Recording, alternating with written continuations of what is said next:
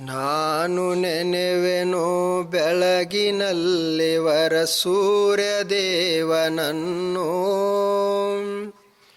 ನಾನು ನೆನೆವೆನು ಬೆಳಗಿನಲ್ಲಿ ವರ ಸೂರ್ಯದೇವನನ್ನು.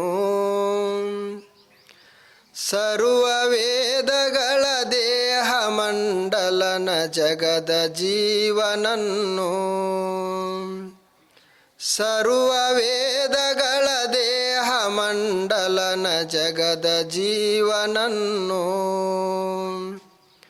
ಜಗದ ಉತ್ಪತ್ತಿ ರಕ್ಷ ಶಿಕ್ಷಣಕ್ಕೆ ಕಮಲ ಬಂಧುವನ್ನು. ಜಗದ ಉತ್ಪತ್ತಿ ರಕ್ಷ ಶಿಕ್ಷಣಕ್ಕೆ ಕಮಲ ಬಂಧುವನ್ನು. ಭವ್ಯ ರೂಪನಾನಮೆಯ ದೇವನನು ದಿವ್ಯ ದಿನಪನನ್ನು. ಭವ್ಯ ರೂಪನಾನಮೆಯ ದೇವನನು ದಿವ್ಯ ದಿನಪನನ್ನು. ಬೆಳಗು ನೆನೆವೆ ಭಾಸ್ಕರನ ದಯೇನ ಮನಸ್ಸು ವಾಣಿಯಿಂದ. ಬೆಳಗು ನೆನೆವೆ ಭಾಸ್ಕರನ ದಯೇನ ಮನಸ್ಸು ವಾಣಿಯಿಂದ. ಇಂದ್ರ ಪೂಜಿತನ ದೇವ ವಂದಿತನ ವಿನಯ ಭಕ್ತಿಯಿಂದ. ಇಂದ್ರ ಪೂಜಿತನ ದೇವ ವಂದಿತನ ವಿನಯ ಭಕ್ತಿಯಿಂದ. ಮಳೆಗೆ ಬೆಳೆಗೆ ಖಲು ಆದಿ ಕಾರಣನ ವಿಶ್ವಪಾಲನನ್ನು.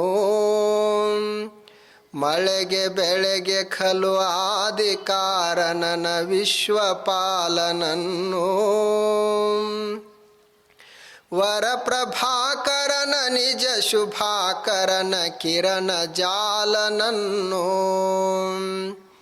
ವರ ಪ್ರಭಾಕರನ ನಿಜ ಶುಭಾಕರನ ಕಿರಣ ಜಾಲನನ್ನು.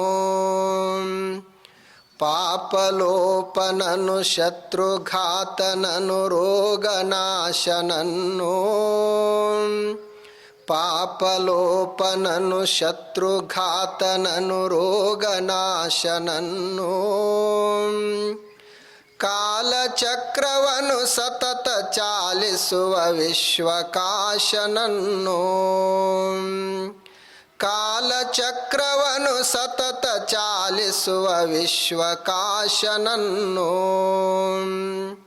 ಸರ್ವಶ್ರೇಷ್ಠನನು ದೇವಜ್ಯೇಷ್ಠನನು ಕಮಲಮೇತ್ರನನ್ನು.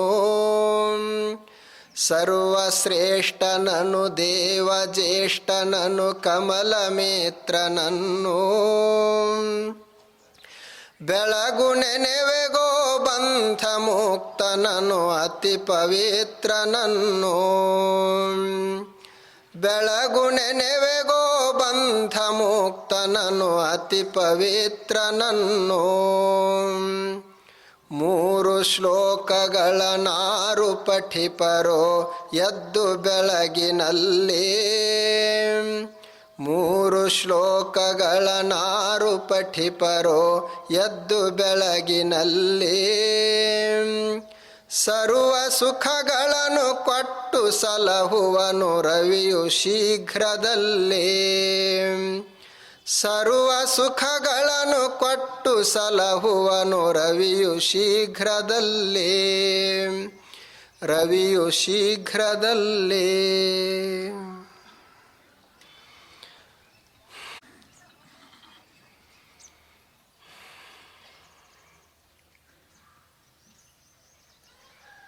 ಪೂಜ್ಯರಿಗೆ ಮತ್ತು ತಮಗೆಲ್ಲರಿಗೂ ನಮಸ್ಕಾರಗಳು.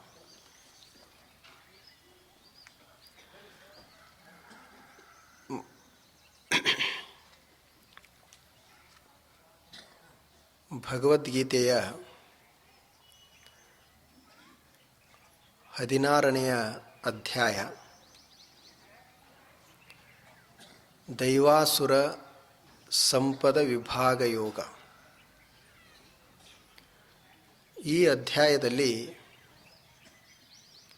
ದೈವಿ ಗುಣಗಳು ಮತ್ತು ಆಸುರಿ ಗುಣಗಳು ಅವುಗಳನ್ನು ಕುರಿತು ಬಹಳ ಸುಂದರವಾಗಿ ಅಲ್ಲಿ ಹೇಳಿದ್ದಾರೆ. ಮನುಷ್ಯ ತನ್ನ ಜೀವನವನ್ನು ಸಾರ್ಥಕಗೊಳಿಸಿಕೊಳ್ಬೇಕಾಯಿತು ಅಂದರೆ ದೈವಿ ಗುಣಗಳನ್ನು ಅಳವಡಿಸಿಕೊಳ್ಳಬೇಕು.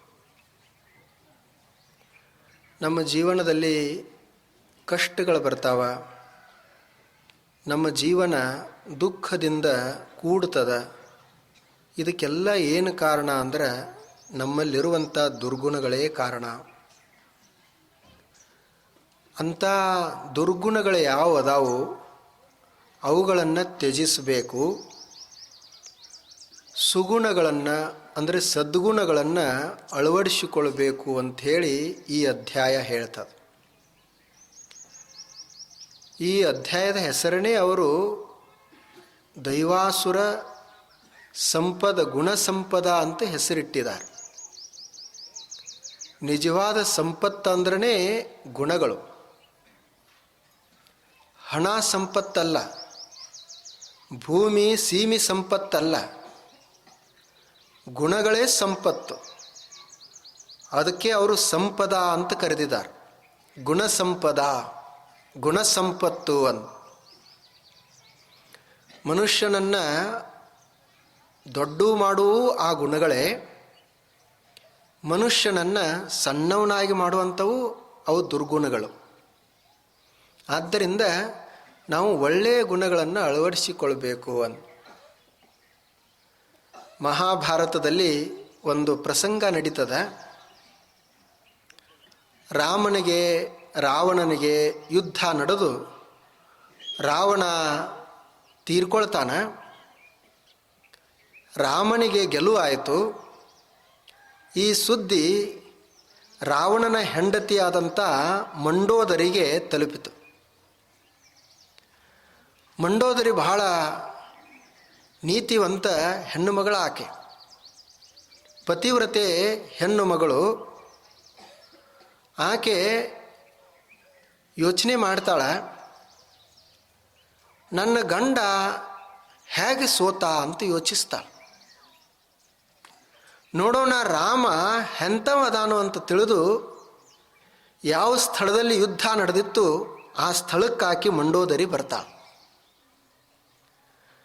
ನನ್ನ ಗಂಡ ರಾವಣ, ಆತನನ್ನು ಸೋಲಿಸುವಂಥವ್ರು ಮೂರೂ ಲೋಕದಲ್ಲಿ ಯಾರೂ ಇರಲಿಲ್ಲ. ಆತ ಎಲ್ಲ ಗ್ರಹಗಳನ್ನು, ಎಲ್ಲ ದೇವತೆಗಳನ್ನು ತನ್ನ ಆಳನ್ನಾಗಿ ಮಾಡಿಕೊಂಡಿದ್ದ. ಎಲ್ಲರನ್ನ ಕಾಡುವಂಥ ಶನಿ ದೇವನನ್ನು ತಾನು ಕೂಡುವಂಥ ಸಿಂಹಾಸನದ ಕೆಳಗಡೆ ಪಾವಟಿಗೆಯಾಗಿ ಮಾಡಿಕೊಂಡಿದ್ದ. ಇಂಥ ರಾವಣ ಹೆಂಗೆ ಸೋತ? ಮತ್ತು ರಾವಣನನ್ನು ಸೋಲಿಸುವಂಥ ಗುಣ ಏನಿತ್ತು ಆತನಲ್ಲಿ ನೋಡಬೇಕು ರಾಮನಂತ ಹೇಳಿ ಆಕೆ ಆ ಯುದ್ಧ ಭೂಮಿಗೆ ಬಂದಳು. ಯುದ್ಧ ಮುಗಿದಿತ್ತು, ರಾಮ ದೂರದಲ್ಲಿ ಕುಳಿತುಕೊಂಡಿದ್ದ. ಅವಾಗ ಈ ಹೆಣ್ಮಗಳು ಬಂದಳು. ಆಕೆ ಮುಂದೆ ಬರ್ತಾ ಇದ್ದ ಹಾಗ ಆಕೆಯ ನೆರಳಿತ್ತಲ್ಲ ಅದು ರಾಮನ ಮೇಲೆ ಬಿದ್ದು ಮುಂದ್ಗಡೆ ಕಾಣ್ತಿತ್ತು. ರಾಮ ಆ ನೆರಳನ್ನು ನೋಡಿ ಇದು ಒಬ್ಬ ಹೆಣ್ಮಗಳ ನೆರಳದ ಅಂತ ತಿಳಿದು ಆತ ತತ್ಕ್ಷಣ ಎದ್ದು ದೂರ ನಿಂತ. ಹಿಂದೆ ನೋಡಿದ ಈಕೆ ಒಬ್ಬ ಹೆಣ್ಮಗಳಿದ್ದಳು.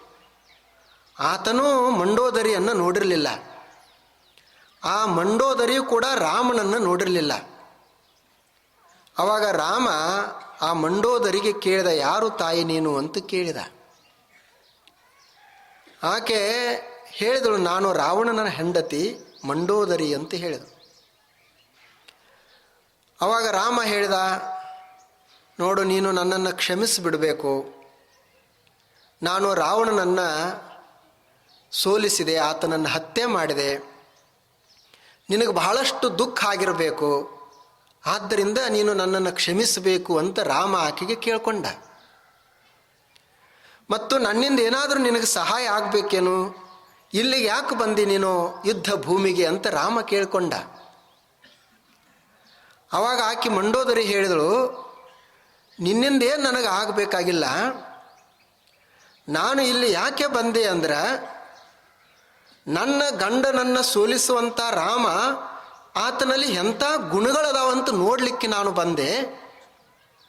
ನೀನು ಯಾವ ಶಕ್ತಿಯಿಂದ ನನ್ನ ಗಂಡನನ್ನು ಸೋಲಿಸಿದಿ ಅಂತ ಆಕೆ ಕೇಳಿದಳು.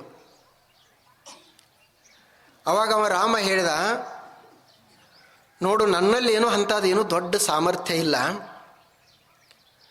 ನಾನು ಹಾಗೆ ಸುಮ್ಮನೆ ಬಂದವ. ನನ್ನ ಹತ್ತಿರ ದೊಡ್ಡದಾದ ಸೇನೆಯೂ ಇರಲಿಲ್ಲ. ರಾವಣನ ಹತ್ತಿರ ದೊಡ್ಡದಾದ ಸೇನಾ ಇತ್ತು. ಸುವರ್ಣಮಯಿ ಲಂಕಾ, ಬಂಗಾರದ ಲಂಕಾ ಇತ್ತು, ಚಿನ್ನದ ಲಂಕಾ ಅದು. ಆತನ ಮಗ ಇಂದ್ರಜಿತನು ಭಾರಿ ಪ್ರಭಾವಿ ಇದ್ದ, ತಪಸ್ವಿ ಇದ್ದ. ಕುಂಭಕರ್ಣ, ವಿಭೀಷಣ ಇವರೆಲ್ಲ ಶಕ್ತಿವಂತರೇ ಇದ್ದರು. ರಾವಣನನ್ನು ಸೋಲಿಸುವಂಥ ಸಾಮರ್ಥ್ಯ ಯಾರಿಗೂ ಇರಲಿಲ್ಲ. ಆದರೆ ರಾವಣ ಯಾಕೆ ಸೋತ ಮತ್ತು ನಾನು ಯಾಕೆ ಗೆದ್ದೆ ಅಂತಂದರೆ, ನೀವೊಬ್ಬ ಹೆಣ್ಮಗಳು ಬಂದ ತಕ್ಷಣ ನಾನು ಎದ್ದು ನಿಂತೆ, ಆಕೆಗೆ ನಾನು ಗೌರವಿಸಿದೆ. ಬರೀ ಆ ಹೆಣ್ಣು ಮಗಳ ನೆರಳು ನನ್ನ ಮೇಲೆ ಬಿದ್ದರೂ ಸಹಿತ ನಾನು ಎದ್ದು ದೂರ ಸರದೆ. ಆದರೆ ರಾವಣ ಒಬ್ಬ ಹೆಣ್ಣು ಮಗಳಿಗಾಗಿ ಆಸೆ ಪಟ್ಟ, ಕೆಟ್ಟ ದೃಷ್ಟಿಯಿಂದ ನೋಡಿದ. ಆ ದುರ್ಗುಣವೇ ಆ ರಾವಣನನ್ನು ನಾಶ ಮಾಡಿತು ಅಂತ. ನಾನು ನಾಶ ಮಾಡಲಿಲ್ಲ ರಾವಣನನ್ನು, ಆತನಲ್ಲಿರುವಂಥ ದುರ್ಗುಣನೇ ಆತನನ್ನು ಕೊಂದಿತು ಅಂತ. ಹಾಗ ನಮ್ಮನ್ನು ನಾಶ ಮಾಡುವುದು ಯಾವುದು ಅಂದರೆ ಬೇರೆಯವರು ಯಾರೂ ಅಲ್ಲ, ನಮ್ಮ ದುರ್ಗುಣಗಳೇ ನಮ್ಮನ್ನು ನಾಶ ಮಾಡ್ತವೆ. ನಮ್ಮನ್ನು ಬೆಳೆಸುವುದು ಯಾವುದು ಅಂದರೆ ನಮ್ಮಲ್ಲಿರುವಂಥ ಒಳ್ಳೆಯ ಗುಣಗಳನ್ನೇ. ಆದ್ದರಿಂದ ಈ ಗುಣಗಳನ್ನು ಅಳವಡಿಸಿಕೊಳ್ಳಬೇಕು. ಇವುಗಳಿಗೆ ದೈವೀ ಗುಣಗಳು ಅಂತ ಕರೀತಾರೆ. ಇವು ದೈವೀ ಗುಣಗಳಿವು. ಈ ಗುಣಗಳನ್ನು, ಯಾವ ಗುಣಗಳನ್ನು ಮನುಷ್ಯ ಅಳವಡಿಸಿಕೊಂಡ ಅಂದರೆ ಆತ ದೈವತ್ವವನ್ನು ಪಡಿತಾನ. ಅಂಥ ಗುಣಗಳಿಗೆ ದೈವೀ ಗುಣಗಳು ಅಂತ ಕರೀತಾರೆ. ನಾವು ಸುಮ್ಮನೆ ಅಂತೀವಿ, ಉಳಿದೆಲ್ಲ ಬೇರೆ ಬೇರೆ ಇದರಿಂದ ಏನೋ ಕಾರಣದಿಂದ ನಾವು ಒಳ್ಳೆಯವರಾಗ್ತೀವಿ, ಶಕ್ತಿಯನ್ನು ಪಡೆದುಕೊಳ್ತೀವಿ ಅಂತ ನಾವು ಭಾವಿಸ್ತೀವಿ. ಆದರೆ ಗುಣಗಳು ಬಹಳ ಮುಖ್ಯ. ಗುಣಗಳೇ ಮನುಷ್ಯನಿಗೆ ಭೂಷಣ, ಗುಣಗಳೇ ಮನುಷ್ಯನಿಗೆ ಆಭರಣ, ಅಲಂಕಾರ. ಅವು ನಮ್ಮಲ್ಲಿ ಸದ್ಗುಣಗಳಿದ್ದು ಅಂದರೆ ನಮ್ಮನ್ನೆಲ್ಲ ಕೂಡಿಸ್ತದೆ. ಅದಕ್ಕೆ ಸಂಸ್ಕಾರ ಅಂತ ಕರೆಯೋದು. ಸಂಸ್ಕಾರ ಅಂದರೆ ಏನು? ಒಳ್ಳೆಯ ಗುಣಗಳನ್ನು ಕಲಿತುಕೊಳ್ಳೋದು. ಶಿಕ್ಷಣ ಅಂದರೆ ಏನು? ಬರೇ ವಿದ್ಯೆಯನ್ನು, ಜ್ಞಾನವನ್ನು ತಲೆಯೊಳಗೆ, ಮಾಹಿತಿಯನ್ನು ತಲೆಯೊಳಗೆ ತುಂಬುವುದಷ್ಟೇ ಶಿಕ್ಷಣ ಅಲ್ಲ. ಗುಣಗಳನ್ನು ಕಲಿತುಕೊಳ್ಳುವುದೇ ಶಿಕ್ಷಣ. ಒಂದು ಪರಂಪರೆ ಅಂದರೆ ಯಾವುದು? ನಮ್ಮ ಪರಂಪರೆ ಅಂದರೆ ಯಾವುದು ಅಂದರೆ ನಮ್ಮ ಮನೆಯಲ್ಲಿ ಎಂಥ ಒಳ್ಳೆಯ ಒಂದು ಪರಂಪರೆ ಇತ್ತು, ಅದನ್ನು ನಮ್ಮ ಮಕ್ಕಳಿಗೆ ಕಲಿಸುವುದೇ ಪರಂಪರೆ. ಆ ಗುಣಗಳಿಂದ, ಆ ಪರಂಪರೆಯಿಂದ ಮಣಿತನಕ್ಕೊಂದು ಹೆಸರು ಬರ್ತದೆ. ಸಂಪತ್ತಿನಿಂದ, ಸಿರಿವಂತಿಕೆಯಿಂದ ಮಣಿತನಕ್ಕೆ ಹೆಸರು ಬರುವುದಿಲ್ಲ. ಗುಣಗಳಿಂದ ಮಣಿತನಕ್ಕೆ ಹೆಸರು ಬರ್ತದೆ. ಗುಣಗಳಿಂದ ಮನುಷ್ಯನಿಗೆ ಹೆಸರು ಬರ್ತದೆ, ಹೆಸರನ್ನು ಪಡಿತಾನೆ. ಅದಕ್ಕೆ ಗುಣಗಳನ್ನು ಗಳಿಸಬೇಕು ಅಂತ. ಒಬ್ಬ ಹೆಣ್ಮಗಳಿದ್ದಳು. ಆಕೆ ಗಂಡನ ಮನೆಯಲ್ಲಿ ನಡೆಯುವಂಥವಳು. ಆ ಗಂಡನ ಮನೆಯಲ್ಲಿ ಆಕೆಗೆ ಬಹಳಷ್ಟು ಕಷ್ಟಗಳು ಬರ್ತಿದ್ದು. ಗಂಡನು ಸಹಿತ ಹೆಂಡತಿಯನ್ನು ಸರಿಯಾಗಿ ನೋಡ್ಕೊಳ್ತಿದ್ದಿಲ್ಲ. ಆವಾಗ ಆಕೆ ಹೆಣ್ಣು ಮಗಳು ಒಬ್ಬ ಸಂತರ ಕಡೆ ಹೋಗ್ತಾಳೆ. ಆಕೆ ಹೋಗಿ ಅವರಿಗೆ ಕೇಳ್ಕೊಳ್ತಾಳೆ, ಏನು ಅಂದರೆ, ನಾನು ಇಂಥದ್ದೊಂದು ಮಂತ್ರ ಐತಿ ಅಂತ ಕೇಳಿದ್ದೀನಿ, ಅದಕ್ಕೆ ವಶೀಕರಣ ಮಂತ್ರ ಅಂತ ಕರೀತಾರೆ. ನೀವು ಆ ಮಂತ್ರವನ್ನು ನನಗೆ ಹೇಳಬೇಕು. ನಾನು ಆ ಮಂತ್ರ ಸಾಧನೆಯನ್ನು ಮಾಡಿ ನನ್ನ ಗಂಡನನ್ನು ವಶೀಕರಣಗೊಳಿಸ್ತೀನಿ ಅಂತ ಹೇಳ್ಕೊಂಡ್ಳು. ನನ್ನ ಗಂಡ ನನ್ನ ವಶದಲ್ಲಿರಬೇಕು. ನಾ ಏಳಂದ್ರೆ ಏಳಬೇಕು, ನಾ ಕೂಡಂದ್ರೆ ಕೂಡಬೇಕು. ಗಂಡನ ವಶದಲ್ಲಿ ಇಟ್ಕೊಳ್ಬೇಕು. ಅಂಥ ಮಂತ್ರ ಐತಿ ಅಂತ ನಾನು ಕೇಳಿದ್ದೀನಿ, ಅದನ್ನು ನನಗೆ ಹೇಳ್ರಿ ಅಂತ ಹೇಳಿದಳು. ಎಲ್ಲರಿಗೂ ಇದ ಚಿಂತಿರ್ತದೆ.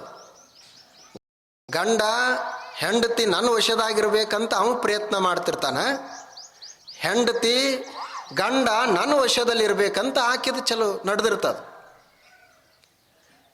ಎಲ್ಲರೂ ನಮ್ಮ ವಶದಲ್ಲಿ ಅಂದರೆ ನಾವು ಹೇಳಿದಂಗೆ ಕೇಳಬೇಕಂತ ನಮ್ಮದು ಎಲ್ಲರದು ಇರ್ತದೆ. ನೀವು ಇಷ್ಟು ಜನ ಎಲ್ಲರೂ ನಾ ಹೇಳ್ದಂಗೆ ಕೇಳಬೇಕಂತ ನಂದು ಅನಿಸ್ತಿರ್ತದೆ. ನೀವು ಎಷ್ಟು ದಿವಸ ಕೇಳ್ತೀರಿ? ಭಾಳ ಆದ್ರೆ ಒಂದು ತಿಂಗಳು ಕೇಳ್ತೀರಿ, ಮುಂದೆ ಅಂತೀರಿ ಇನ್ನು ಸ್ವಾಮಿಗಳ್ದು ನಾವು ಒಂದು ತಿಂಗಳು ಕೇಳಿದ್ವಿ, ಇನ್ನು ಸ್ವಾಮಿಗಳು ನಮ್ಮದು ಕೇಳಲಿ ಅಂತ ನೀವು ಅಂತೀರಿ. ಎಷ್ಟು ದಿವಸ ಕೇಳೋದು? ಆದರೆ ಆಕೆಗೆ, ಹೆಣ್ಮಗಳಿಗೆ ವಶೀಕರಣ, ಗಂಡನನ್ನು ವಶದಲ್ಲಿ ಇಟ್ಕೊಳ್ಬೇಕು ಅಂತ ಆಕೆದು ಇಚ್ಛೆ. ಅವಾಗ ಅವರಿಗೆ ಗುರುಗಳಿಗೆ ಕೇಳಿದಳೀಕೆ. ಗುರುಗಳು ಹೇಳಿದ್ರು, ನೋಡು ಹಾಗೆಲ್ಲ ಮಂತ್ರ ಅದು ಹೇಳಕ್ಕೆ ಹೋಗಬೇಡ, ಚಂದ ಹಿಂಗೆ ಮಾತಾಡಿಸು ಮತ್ತು ಸ್ವಲ್ಪ ಸೇವಾ ಮಾಡು, ಚಲೋ ಆಗ್ತದೆ ಹೋಗು ಅಂತಂದಳು. ಆಕೆಗೆ ವಿಶ್ವಾಸ ಬರಲಿಲ್ಲ. ಇಲ್ಲ, ನೀವು ಒಂದು ಏನರ ನನಗೆ ಮಂತ್ರ ಕೊಡಲೇಬೇಕು ಅಂತಂದಳು. ಇವರು ಒಂದು ತಾಮ್ರದ ಪತ್ರದ ಮೇಲೆ ಮಂತ್ರವನ್ನು ಬರೆದು ಆಕೆಗೆ ಕೊಡ್ತಾರೆ. ನೋಡು, ಈ ಮಂತ್ರವನ್ನು ನೀನು ಇಟ್ಕೋ, ಮತ್ತು ಈ ಮಂತ್ರದಲ್ಲಿ ಏನು ಬರೆದಿದ್ದೀನಲ್ಲ ಅದನ್ನು ಪಾಲಿಸಬೇಕು. ಅದನ್ನು ಪಾಲಿಸಿದಿ ಅಂದರೆ ನಿನ್ನ ಗಂಡ ನಿನ್ನ ವಶದಾಗಿರ್ತಾನು ಅಂತ ಹೇಳಿದರು.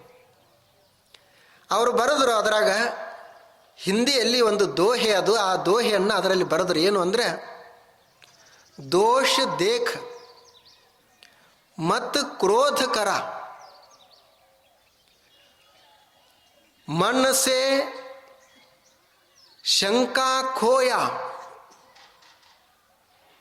प्रेम भरी ಸೇವಾ ಲಗನ ಸೇ ಪತಿ ವಶ್ ಸೋಯಾ ಅಂತ ಬರೆದಿದ್ರು.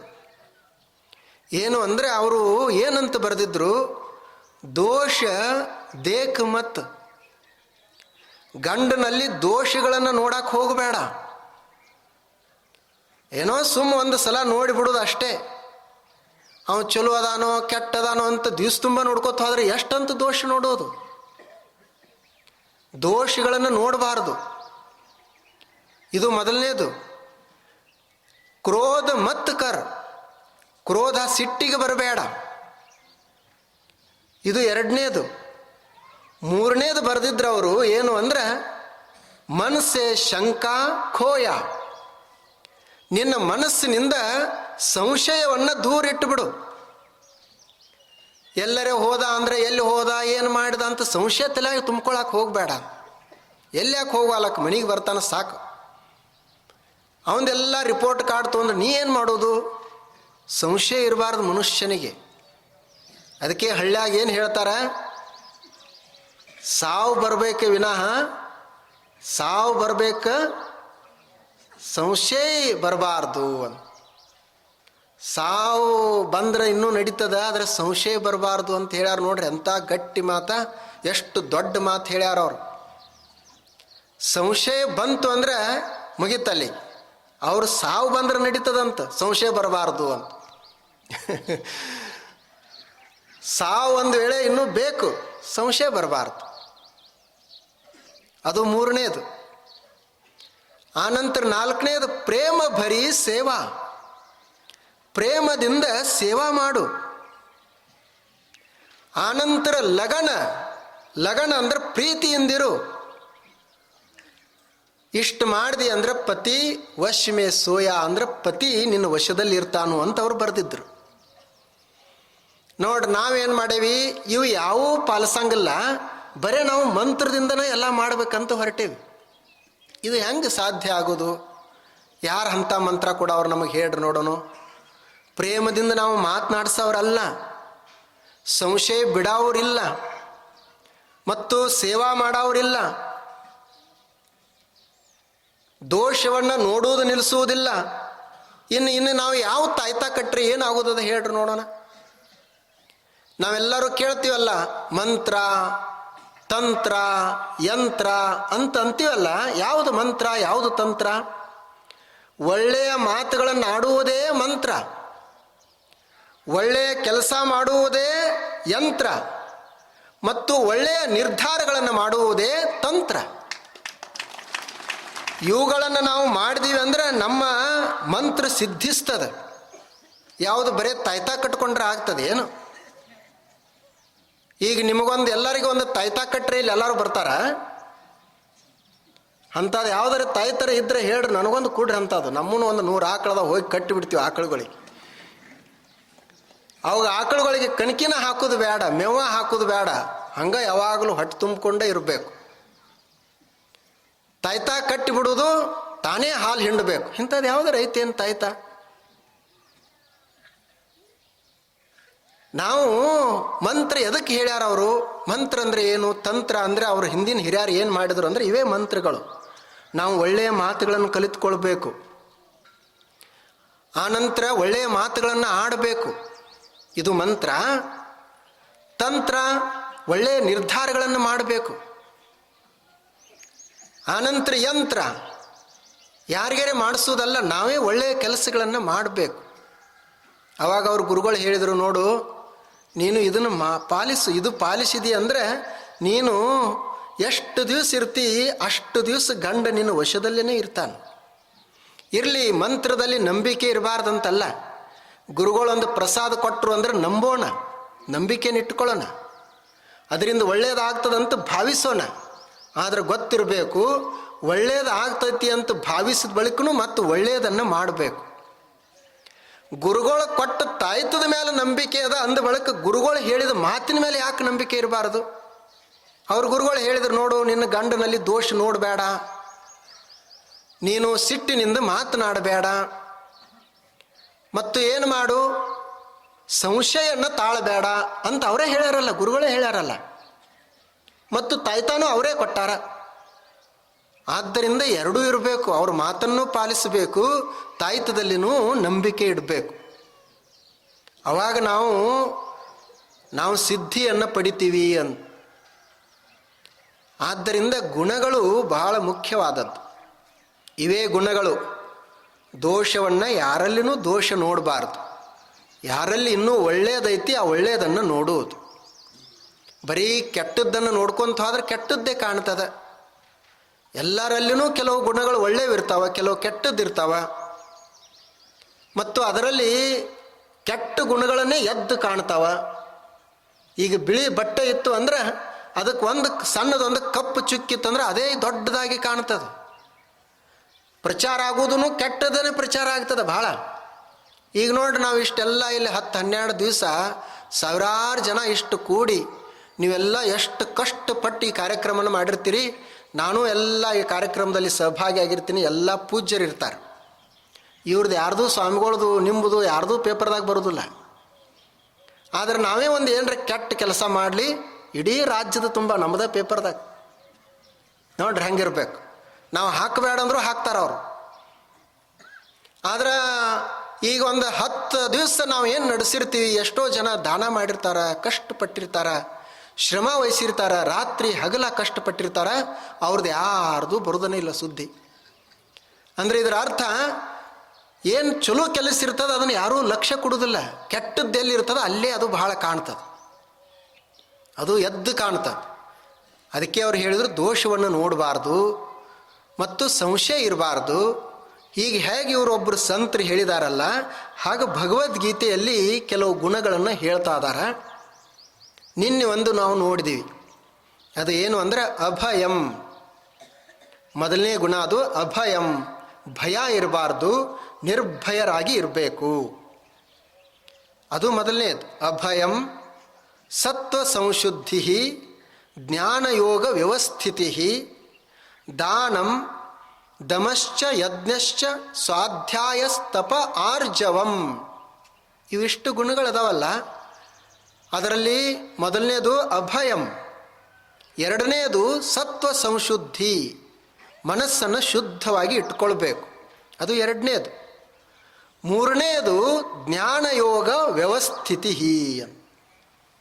ಇದೊಂದು ಮೂರನೇದೊಂದು ಗುಣ, ಜ್ಞಾನಯೋಗ ವ್ಯವಸ್ಥಿತಿ ಅಂತ. ಇದು ಏನು ಅಂದರೆ ನಾವು ಜ್ಞಾನವನ್ನು ಪ್ರೀತಿಸಬೇಕು ಮತ್ತು ಯೋಗ ಅಂದ್ರೆ ಅದರಲ್ಲಿ ತನ್ಮಯರಾಗಿರಬೇಕು ಅಂತ. ಜ್ಞಾನವನ್ನು ಪ್ರೀತಿಸಬೇಕು, ತಿಳ್ಕೊಳ್ಳಿಕ್ಕೆ ಇಚ್ಛೆ ಪಡಬೇಕು, ತಿಳಿದುಕೊಳ್ಬೇಕು ಅನ್ನೋಂಥ ಹಂಬಲಿರಬೇಕು. ಮತ್ತು ಅದರಲ್ಲಿ ಯೋಗ ಅಂದರೆ ಏಕಾಗ್ರತ, ಯೋಗ ಅಂದರೆ ತನ್ಮಯರಾಗೋದು. ನಾವು ಹೇಗೆ ಈಗ ಪ್ರವಚನದಲ್ಲಿ ತನ್ಮಯರಾಗ್ತೀವಿ, ಇದೇ ಯೋಗ. ಹಾಗ ಜ್ಞಾನದ ಸಾಧನೆಯಲ್ಲಿ ನಾವು ತನ್ಮಯರಾದೀವಿ ಅಂದರೆ ಅದೇ ಯೋಗ. ಅದರಲ್ಲಿ ಏಕಾಗ್ರರಾಗಬೇಕು, ಅದೊಂದು ಗುಣ. ಅಭಯ ನಿರ್ಭಯರಾಗಿರಬೇಕು, ಇದು ಮೊದಲನೇದು. ಎರಡನೇದು, ಮನಸ್ಸು ಶುದ್ಧವಾಗಿರಬೇಕು, ಮನಸ್ಸಿನಲ್ಲಿ ಹೊಲಸಿರಬಾರ್ದು. ಮನಸ್ಸಿನಲ್ಲಿ ಹೊಲಸಿರಬಾರ್ದು ಅಂದರೆ ದ್ವೇಷ, ಅಸೂಯೆ, ಕಾಮ ಇವು ಎಷ್ಟಿರಬೇಕು ಅಂದರೆ ಅಷ್ಟೇ, ಅದಾವೋ ಇಲ್ಲೋ ಹಂಗಿರಬೇಕು, ಭಾಳ ಆಗಬಾರ್ದು. ಮಾತ್ಸರ್ಯ ಅಷ್ಟೇ ಸ್ವಲ್ಪ ಇರಬೇಕು. ಮಾತ್ಸರ್ಯ ಅಂದರೆ ಹೊಟ್ಟೆ ಕಿಚ್ಚ, ಬರೀ ದಿವಸ ತುಂಬ ಹೊಟ್ಟೆ ಕಿಚ್ಚ ಇತ್ತು ಅಂತಂದರೆ ಅದು ಬೇರೆಯವ್ರನ್ನ ಸುಡುದಿಲ್ಲ, ನಮ್ಮನೇ ಸುಡ್ತದೆ. ನಮ್ಮ ಹೊಟ್ಟೆಯಾಗನೇ ಅಲ್ಸರ್ ಆಗ್ತದೆ. ಅಲ್ಸರ್ ಎದಕ್ಕೆ ಆಗ್ತದೆ? ಸುಟ್ಕೊಂಡು ಆಗ್ತದೆ. ಉಳಿದು ಮತ್ತು ಆಹಾರದಿಂದ ಆಗ್ತದೆ, ಮಾತ್ಸರ್ಯದಿಂದ ಆಗೈತೆ ಅಂತ ನೀವು ತಿಳ್ಕೊಂಡಿರಿ. ಆಹಾರ ದೋಷದಿಂದನೂ ಆಗ್ತಿರ್ತದೆ, ಆದರೆ ಮಾತ್ಸರ್ಯನೂ ಮನುಷ್ಯನಿಗೆ ಇರಬಾರ್ದು. ಹೇಗೆ ಒಂದು ಸಣ್ಣ ಮಗು ನೋಡ್ರಿ ಎಷ್ಟು ಪ್ರಸನ್ನ ಇರ್ತದೆ. ಯಾಕೆ ಇರ್ತದಂದ್ರೆ ಆತನ ಮನಸ್ಸು ಭಾಳ ಸ್ವಚ್ಛ ಇರ್ತದೆ, ಮನಸ್ಸು ಭಾಳ ಸ್ವಚ್ಛ ಇರ್ತದೆ. ಹಾಗೆ ಪ್ರಸನ್ನರಾಗಿರ್ಬೇಕು, ಯಾರಿಗೂ ಹಾನಿ ಆಗಬಾರ್ದು ಅಂತ ಬಯಸಬಾರ್ದು. ಅದೇ ಒಂದು ಮನಸ್ಸಿನ ಸ್ವಚ್ಛತೆ. ಒಂದು ಸಲ ರಾಮಾಯಣದಲ್ಲಿ ನೋಡಬೇಕು, ರಾಮಾಯಣ ಅಂದರೆ ಸದ್ಗುಣಗಳ ಒಂದು ಪಾಠ ಅದು. ಅದಕ್ಕೆ ಹಿಂದಿನವರೆಲ್ಲರೂ ರಾಮಾಯಣ ಓದ್ತಿದ್ರು, ಮನೆಯೊಳಗೆ ರಾಮಾಯಣ ಕೇಳ್ತಿದ್ರು. ಮನೆಯಲ್ಲಿ ಒಂದು ರೀತಿಯ ಸಂಸ್ಕೃತಿ ಇರ್ತಿತ್ತು.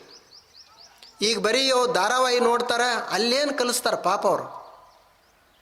ಅಲ್ಲೇನು ರಾಮನ ಉದಾತ್ತವಾದಂಥ ಗುಣಗಳನ್ನು ಕಲಿಸ್ತಾರೆ? ಏನಿಲ್ಲ. ಮತ್ತು ಜಗಳ ಹಚ್ಚೋದು ಹೆಂಗಂತ ಕಲಿಸ್ತಾರೆ, ಮಣಿ ಹೆಂಗೆ ಒಡೆಯೋದಂತೆ ಕಲಿಸೋದು. ಆದರೆ ರಾಮಾಯಣದಲ್ಲಿ ಎಂಥ ಆದರ್ಶ ಗುಣಗಳು. ರಾಮ ಅರಣ್ಯಕ್ಕೆ ಹೋದ, ಚಿತ್ರಕೂಟವನ್ನು ತಲುಪಿದ. ಆವಾಗ ಅಲ್ಲಿರುವಂಥ ವನ ದೇವತೆ ರಾಮನನ್ನು ಸ್ವಾಗತ ಮಾಡಿಕೊಳ್ಳಿಕ್ಕೆ ಬಂದಳಂತ. ರಾಮ ಬಂದದ್ದನ್ನು ನೋಡಿ ಆಕೆ ಸಂತೋಷ ಆಯಿತು. ಸಾಕ್ಷಾತ್ ವನ ದೇವತೆನೇ ರಾಮನನ್ನು ಸ್ವಾಗತ ಮಾಡಿಕೊಳ್ಳಿಕ್ಕೆ ಬಂದಳು. ಆವಾಗ ವನ ದೇವತೆ ಹೇಳಿದಳು, ರಾಮ, ನೀನು ಈ ನಮ್ಮ ನೆಲಕ್ಕೆ ಬಂದು ಬಹಳ ಸಂತೋಷ ಆಯಿತು ನನಗೆ, ನಿನಗೆ ನಮಸ್ಕಾರ ಇರಲಿ, ಮತ್ತು ನಾನು ನಿನಗೆ ಏನಾದರೂ ಮಾಡಬೇಕು, ಏನು ಮಾಡಲಿ ಅಂತಂದಳಂತ. ಅವಾಗ ರಾಮ ಹೇಳಿದ, ನನಗೆ ನೀ ಏನೂ ಮಾಡಬೇಡ, ನಾನೇ ಗುಡಿಸ್ಲ ಹಾಕ್ಕೊಳ್ತೀನಿ, ಇಲ್ಲೇ ಅರಣ್ಯದಲ್ಲಿರುವಂಥ ಹಣ್ಣು ಹಂಪಲು ತಿಂದು ನಾನು ಬದುಕ್ತೀನಿ, ನೀನು ಮಾಡೋದಿದ್ರೆ ಒಂದು ಕೆಲಸ ಮಾಡಬೇಕು ಅಂತಂದ. ಏನು ಅಂತಂದಳು ಆಕೆ. ಏನು ಅಂದರೆ, ನಾನು ಯಾವ ದಾರಿಯಿಂದ ಬಂದನೆಲ್ಲ ಆ ದಾರಿಯಲ್ಲಿ ಬಿದ್ದಿರುವಂಥ ಮುಳ್ಳುಗಳನ್ನು ತೆಗಿಬೇಕು ಅಂತಂದಳು ಅಂದಾತ. ಅವಾಗ ಆ ವನ ದೇವತೆ ಕೇಳ್ತಾಳ, ಅಲ್ಲ ಈಗಾಗಲೇ ನೀ ಆ ದಾರಿಯಿಂದ ಬಂದು ಬಿಟ್ಟಿಯಲ್ಲ, ಮತ್ತು ಈಗ ಮುಳ್ಳು ತೆಗೆದು ನಾ ಏನು ಮಾಡಲಿ ಅಂತ. ನೀ ಬರೋಕ್ಕಿಂತ ಮುಂಚೆಯೇ ಮುಳ್ಳು ತೆಗೆದಿದ್ದೆ ಅಂದರೆ ನಿನಗೆ ಅನುಕೂಲ ಆಗ್ತಿತ್ತು. ಈಗ ನೀ ಬಂದಿದ್ದಿ, ಈಗ ದಾರಿ ಮೇಲಿನ ಮುಳ್ಳು ತೆಗೆದು ಏನು ಮಾಡಲಿ ಅಂತಂದಳು. ಅವಾಗ ರಾಮ ಹೇಳ್ತಾನೆ, ನಾನೇನೋ ಬಂದೇನೆ, ಆದ್ರೆ ನನ್ನ ಹುಡುಕಾಡ್ಕೊಂತ ನನ್ನ ತಮ್ಮ ಭರತ ಬರುವದಾನ, ಅವನ ಕಾಲಿಗೆ ಮುಳ್ಳು ಚುಚ್ಚಬಾರ್ದು, ಅದಕ್ಕೆ ನೀನು ದಾರಿ ಮೇಲಿನ ಮುಳ್ಳು ತೆಗಿಯ. ಅವಾಗ ಆಕೆ ವನದೇವತೆ ಕೇಳ್ತಾಳ, ಅಲ್ಲ ನಿನ್ನ ತಮ್ಮ ಭರತ ಅಷ್ಟು ಮೃದು ಅದಾನೇನು? ಆತನ ದಾರಿ ಮೇಲೆ ಬಿದ್ದಿರುವಂಥ ಮುಳ್ಳು ಚುಚ್ಚಿದಂದ್ರೆ ಅಷ್ಟು ಸಹಿಸ್ಕೊಳ್ಳಿಕ್ಕೆ ಆಗೋದಿಲ್ಲ ಆತನಿಗೆ, ಅಷ್ಟು ಕೋಮಲ ಹೃದಯ ಏನು ಆತನದು ಅಂತ ಆಕೆ ವನದೇವತೆ ಕೇಳ್ತಾಳ. ಅವಾಗ ಅವ ರಾಮ ಹೇಳ್ತಾನೆ, ನೋಡು ಭರತ ಭಾಳ ಗಟ್ಟಿದಾನ, ಅವನಿಗೆ ಮುಳ್ಳದು ಏನೂ ಸಂಬಂಧ ಇಲ್ಲ, ಆದ್ರೆ ಅವನಿಗೆ ಒಂದು ಮುಳ್ಳು ಚುಚ್ಚು ತಂದ್ರೂ ಅವ ಹೃದಯದಲ್ಲಿ ಯೋಚನೆ ಮಾಡ್ತಾನೆ, ಏನು ಅಂದರೆ ಇಂಥ ಅರಣ್ಯದಲ್ಲಿ ಇಂಥ ಮುಳ್ಳುಗಳನ್ನು ತುಳ್ಕೊಂತ ರಾಮ ಹೋಗಲಿಕ್ಕೆ ಕಾರಣ ಏನು ಅಂದರೆ ನಾ ಭರತ ಕಾರಣ ಆದೆ ಅಂತ ಅವನು ದುಃಖ ಪಡ್ತಾನೆ, ಅದಕ್ಕೆ ಅವನಿಗೆ ಮುಳ್ಳು ಚುಚ್ಚಬಾರ್ದು ಅಂತ ರಾಮ. ಅವನಿಗೆ ಒಂದೇ ಒಂದು ಮುಳ್ಳು ಚುಚ್ಚಿತು ಅಂದ್ರೆ ಅವನು ಚಿಂತೆ ಮಾಡಲಿಕ್ಕೆ ಶುರು ಮಾಡ್ತಾನೆ, ದುಃಖ ಪಡ್ತಾನೆ. ಎದಕ್ಕೆ ಅಂದರೆ ಇಂಥ ಮುಳ್ಳಿನ ದಾರಿ ಒಳಗೆ ನನ್ನ ರಾಮ ಹೋಗುವಂಥ ಪ್ರಸಂಗ ಬಂತು. ಅದು ಯಾರಿಂದ ಬಂತು ಅಂದರೆ ನನ್ನಿಂದನೇ ಬಂತು, ಅದಕ್ಕೆ ನಾನೇ ಕಾರಣ ಅಂತ ಚಿಂತೆ ಮಾಡ್ತಾನೆ, ದುಃಖ ಪಡ್ತಾನೆ, ಅದಕ್ಕೆ ಅವನ ಕಾಲಿಗೆ ಮುಳ್ಳು ಚುಚ್ಚಬಾರ್ದು ಅಂತ ರಾಮ ಹೇಳಿದ ಅಂತ. ನೋಡ್ರಿ ಹೇಗಿರ್ಬೇಕು. ಹೀಗೆ ಈ ಗುಣಗಳದಾವಲ್ಲ, ಇವುಗಳು ನಮ್ಮ ಸಂಬಂಧವನ್ನು ಗಟ್ಟಿ ಮಾಡ್ತಾವೆ. ನಮ್ಮ ಮನೆಗಳನ್ನು ಸುಂದರವಾಗಿ ಇಟ್ಕೊಳ್ಳುವಂಥವು. ಮನೆಯಲ್ಲಿ ಗುಣಗಳನ್ನೇ, ಮನುಷ್ಯನಲ್ಲಿ ಗುಣಗಳನ್ನೇ ಇರಲಿಲ್ಲ ಅಂತಂದರೆ ಮನುಷ್ಯ ಬದುಕೋದು ಹೇಗೆ ಹೇಳಿ ನೋಡೋಣ? ಹೇಗೆ ಬದುಕಲಿಕ್ಕೆ ಸಾಧ್ಯ? ಯಾವ ಸಂಬಂಧವೂ ಉಳಿಯುವುದಿಲ್ಲ. ಅವಕ್ಕೆ ಆದರ್ಶ ಗುಣಗಳು, ಅದಕ್ಕಾಗಿಯೇ ಆದರ್ಶ ಗುಣಗಳನ್ನು ಅಳವಡಿಸಿಕೊಳ್ಬೇಕು ಅಂತ ನಾವೆಲ್ಲರೂ ಹೇಳ್ತಾ ಇರೋದು. ಆದ್ದರಿಂದ ಮನಸ್ಸನ್ನು ಅಷ್ಟು ಸ್ವಚ್ಛ ಇಟ್ಟುಕೊಳ್ಳೋದು. ಅಣ್ಣ ತಮ್ಮ, ಮನೆಯಲ್ಲಿ ಎಲ್ಲ ಬಂಧು ಬಾಂಧವರು ಯಾರ ಬಗ್ಗೆನೂ ದೋಷ ಇಟ್ಟುಕೊಳ್ಳಾರದೆ ಎಲ್ಲರ ಬಗ್ಗೆನೂ ಸಂತೋಷದ ಭಾವವನ್ನು ಇಟ್ಟುಕೊಳ್ಳೋದು. ಒಂದು ವೇಳೆ ಹಾಗಿತ್ತು ಅಂದರೆ ಅದು ನಮ್ಮ ಮನಸ್ಸು ಸ್ವಚ್ಛ ಐತಿ ಅಂತ ಅದರ ಅರ್ಥ. ಯಾರೇ ಬೆಳೀಲಿ, ನಮ್ಗಿಂತನೂ ಬೆಳೀಲಿ, ಅವರು ಬೆಳೆದಾರಲ್ಲ ಅಂತ ನೋಡಿ ಸಂತೋಷ ಪಡೋಣ. ಅಣ್ಣ ಬೆಳೀತಿದ್ದಂದ್ರೆ ಆತನ ನೋಡಿ ಸಂತೋಷ ಪಡೋಣ.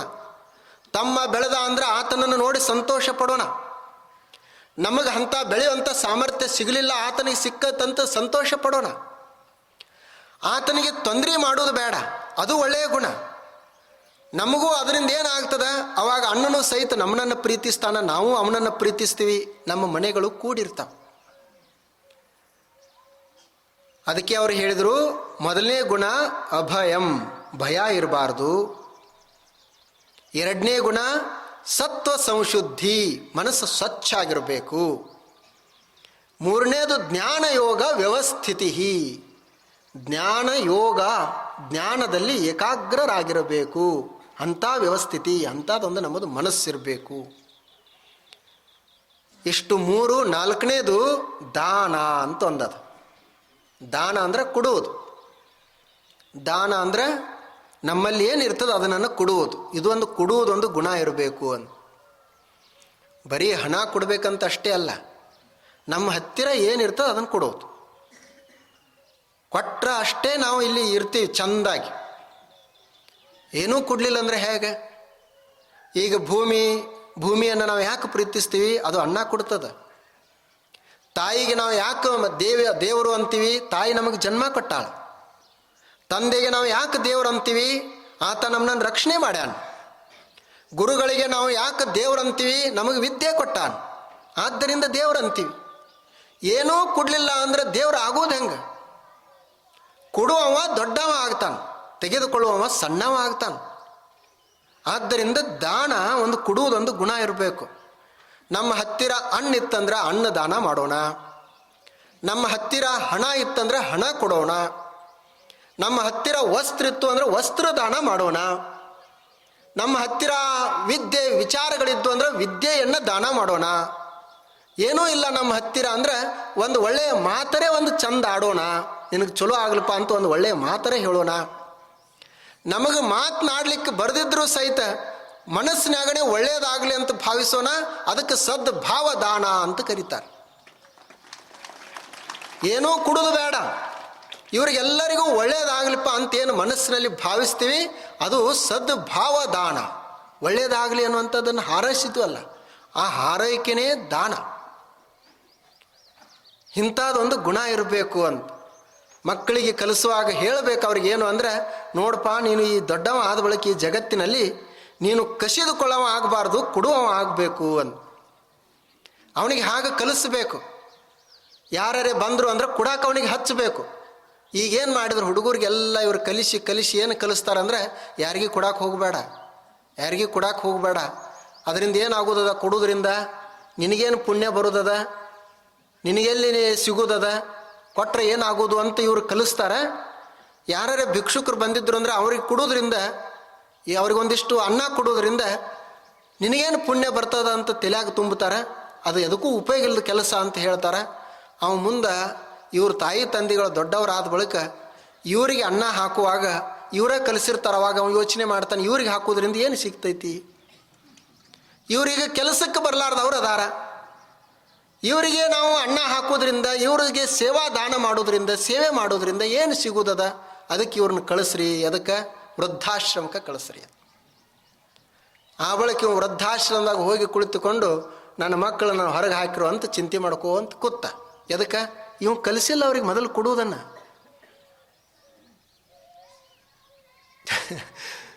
ಅವ್ರಿಗೆ ಕಲಿಸ್ಬೇಕಾಗಿತ್ತಲ್ಲ. ಆಗಲೇ ಅವ್ನು ಕಲಿಸ್ರೂ ಕಲಿತಿಲ್ಲ ಅಂತ ಇಟ್ಕೊಳ್ಳೋಣ. ಅಂಥವ್ರು ಕೆಲವ್ರು ಇರ್ತಾರೆ. ನಾವು ಮೊದಲು ನಮ್ಮ ಪ್ರಯತ್ನರೇ ಮಾಡೋಣಲ್ಲ, ನಾವು ಅವ್ರಿಗೆ ಒಳ್ಳೆಯದನ್ನು ಕಲಿಸ್ಲಿಕ್ಕೆ ಪ್ರಯತ್ನ ಮಾಡೋಣ. ಆಗಲಿ ಒಂದೊಂದು ಅಂಥವು ಬಹಳ ಅಪರೂಪಕ್ಕೆ ಎಷ್ಟೇ ಕಲಿಸಿರು ಸಹಿತ ಅವು ಮನುಷ್ಯ ಬದಲಾಗಲಾರ್ದ ಅಂಥ ಕೆಲವು ಇರ್ತಾವೆ. ಅವು ಏನೂ ಮಾಡ್ಲಿಕ್ಕೆ ಆಗೋದಿಲ್ಲ ಅಂತ ಬಿಡುನು. ಆದರೆ ನಾವು 4 ಇದ್ದು ಅಂದರೆ 4ರಾಗ ಕಲಿಸಿದ್ವು ಅಂದರೆ 3ರ ಕಲಿತು ಚಂದ ಆಗ್ತಾವೆ. ಅದಕ್ಕೆ ಅವಕ್ಕೆ ಕಲಿಸ್ಬೇಕು, ದಾನವನ್ನು ಕೊಡಬೇಕು ಅಂತ. ಆನಂತರ ಮುಂದಿಂದು ದಮ ಅಂದ್ರೆ ನಮ್ಮ ಇಂದ್ರಿಯಗಳ ನಿಗ್ರಹ ಮಾಡೋದು, ಬಾಹ್ಯೇಂದ್ರಿಯಗಳ ನಿಗ್ರಹ ಮಾಡೋದು, ಹಿಡಿತದಲ್ಲಿ ಇಟ್ಕೊಳ್ಳೋದು. ಕಣ್ಣು ಹಿಡಿತದಾಗಿರಬೇಕು, ಬಾಯಿ ಹಿಡಿತದಲ್ಲಿ ಇರಬೇಕು, ಕೈ ಹಿಡಿತದಾಗಿರಬೇಕು. ಬಾಯಿ ಅದ ಅಂಥೇಳಿ ಬೇಕಾದ್ದನ್ನೆಲ್ಲ ಮಾತಾಡೋದಿಲ್ಲ, ಕಣ್ಣು ಅದ ಅಂತ ಸಿಕ್ಕದ್ದೆಲ್ಲ ನೋಡುವುದಲ್ಲ, ಕಿವಿ ಅದ ಅಂಥೇಳಿ ಸಿಕ್ಕದ್ದೆಲ್ಲ ಕೇಳುವುದಲ್ಲ. ಅದಕ್ಕೆ ದಮ ಅಂತ ಕರೀತಾರೆ. ಇದು ಒಂದು ಗುಣ ಇರಬೇಕು ಅಂತ. ಇಷ್ಟಾದ ನಂತರ ಇನ್ನೊಂದು ಮುಂದದ ಯಜ್ಞ ಅಂತ ಒಂದು ಗುಣ ಅದ. ಯಜ್ಞ ಮಾಡಬೇಕು. ನಮ್ಮ ಮನ್ಯಾಗ ಕಾಡಾಟ ಐತಿ, ಯಜ್ಞ ಮಾಡಿಸ್ರಿ ಅಂತಾರಲ್ಲ. ಆ ಯಜ್ಞ ಏನು, ಖರೆ ಯಜ್ಞ ಹೆಂಗೆ ಮಾಡೋದು ಅದನ್ನು ನಾಳೆ ನೋಡ್ತೀವಿ, ಇವತ್ತಿಲ್ಲ. ಅದಕ್ಕೆ ನೀವು ನಾಳಿನ ತನಕ ಕಾಯಬೇಕು. ಮತ್ತು ನೀವು ಸಹಿತ ಯೋಚನೆ ಮಾಡ್ಕೊಂಡು ಬರಬೇಕು. ಇದು ಹೋಮ್ವರ್ಕ್. ಇದು ಈಗ ಯಾವ್ಯಾವ ಗುಣಗಳಾದು ಅತ್ರನ್ನೆಲ್ಲ ನೆನಪಿಟ್ಕೊಂಡು ಬರಬೇಕು. ಮತ್ತು ನಾಳೆ ಯಾವುದು ಹೇಳೋದೈತಿ ಅದನ್ನು ಚಿಂತನೆ ಮಾಡ್ಕೊಂಡು ಬರಬೇಕು. ಇದು ಇವತ್ತಿನ ನಿಮ್ಮ ಹೋಮ್ವರ್ಕ್. ನೀವೇನಿದು ಪುರಾಣ ಇಲ್ಲ, ನಮ್ದು ಇಲ್ಲಿ ಪಾಠ ಅದ, ಕಲಿಸೋದದ. ಇದೊಂದು ನಮ್ಮದು ಬೆಳಗಿನ ಸಾಲೆ ಅಂತ ಇಟ್ಕೊಳ್ಬೇಕು. ಅವಾಗ ಹಂಗೆ ಹಿಂದೆ ರಾತ್ರಿ ಸಾಲಿದ್ದು ಹಂಗೆ ಬೆಳಗ್ಗೆದು 1 ತಾಸಿನ ಸಾಲೆ, ಆಧ್ಯಾತ್ಮಿಕ ಸಾಲೆ. ಮತ್ತು ಇಲ್ಲಿ ಎಲ್ಲರೂ, ಇಲ್ಲಿ ಏನು ನಮ್ಮದು ಅಡ್ಮಿಷನ್ ಎಲ್ಲರಿಗೂ, ಸಣ್ಣವ್ರು ಹಿಡಿದು ದೊಡ್ಡವ್ರ ತನಕ ಎಲ್ಲರಿಗೂ ಅಡ್ಮಿಷನ್. ಯಾರಿಗೂ ಫ್ರೀ ಇಲ್ಲ, ಎಲ್ಲ ಉಚಿತ ಶಿಕ್ಷಣ. 1 ತಾಸು ಕುಳಿತುಕೊಂಡು ನೀವೇ ಎಲ್ಲ ವ್ಯವಸ್ಥೆ ಮಾಡೋದು, ಒಳ್ಳೆಯ ಗುಣಗಳನ್ನು ನಾವು ಕಲಿತುಕೊಳ್ಳುವುದು. ಅದಕ್ಕಾಗಿಯೇ ಒಂದು ಶಿಕ್ಷಣ. ಅದು ಯಜ್ಞ. ಈಗ ಎಷ್ಟದು? ಮೊದಲನೇದು ಅಭಯ, ನಿರ್ಭಯರಾಗಿರಬೇಕು. 2ನೇದು ಮನಸ್ಸನ್ನು ಸ್ವಚ್ಛಾಗಿಟ್ಕೊಳ್ಬೇಕು. 3ನೇದು ಜ್ಞಾನ ಯೋಗ ವ್ಯವಸ್ಥಿತಿ, ಜ್ಞಾನದಲ್ಲಿ ಆಸಕ್ತರಾಗಿರಬೇಕು, ಯೋಗವನ್ನು ಮಾಡಬೇಕು. ಆನಂತರ 4ನೇದು ದಾನ, ಕೊಡುವುದು ಕಲಿಬೇಕು. 5ನೇದು ಇಂದ್ರಿಯ ನಿಗ್ರಹ ಇರಬೇಕು, ಇಂದ್ರಿಯಗಳನ್ನು ಹಿಡಿತದಿಂದ ಬಳಸಬೇಕು, ಅವಕ್ಕೆ ಲಗಾಮ್ ಹಾಕಿರಬೇಕು ಇಂದ್ರಿಯಗಳಿಗೆ. ಇವು ಇಷ್ಟಾಗೂ ಅಲ್ಲ. ಇನ್ನು ಯಜ್ಞ ಮುಂದಿನ ಗುಣಗಳನ್ನು ನಾವು ನೋಡೋಣ, ನಾಳೆ ನೋಡ್ತೀವಿ.